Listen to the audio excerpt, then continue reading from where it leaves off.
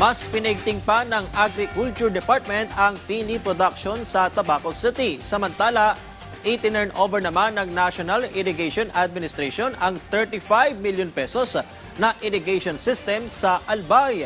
Yan at iba pa sa Express Balita ni Floyd Brents.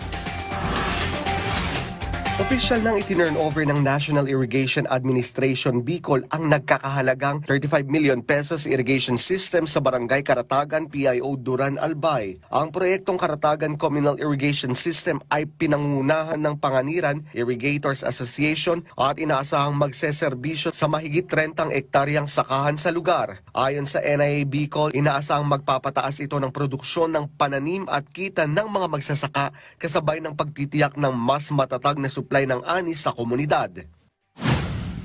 Pinalalakas naman ng Department of Agriculture Bicol ang kakayahan ng mga pili producers sa Tabaco City, Albay sa pamamagitan ng 4 na araw na pagsasanay na pinangunahan ng Institutional Development Unit at Albay Experiment Station.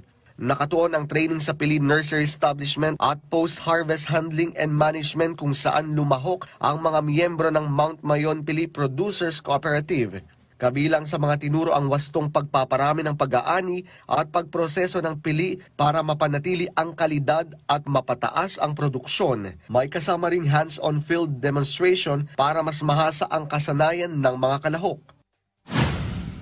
Samantala, halos 1,000 pampublikong drivers na ang nabiyayaan ng community pantry na inilunsad ng Liberal Youth Nueva Vizcaya sa 3 bayan sa lalawigan bilang tugon sa epekto ng tumitinding oil crisis. Hindi lamang ayuda kundi advocacy rin ang layunin ng proyekto. Ayon sa isang organizer na si Edgar Balaba Jr., nagpapakita ng malasakit at pagkakaisa ng komunidad. Kabilang sa ipinamahagi ang bigas, delata at gulay, pati na rin mga kagamitang pangproteksyon ng mga tsuper tulad ng arm sleeves, hand towels at damit sa pamamasada. Floyd Brents para sa Pambansang TV sa Bagong Pilipinas.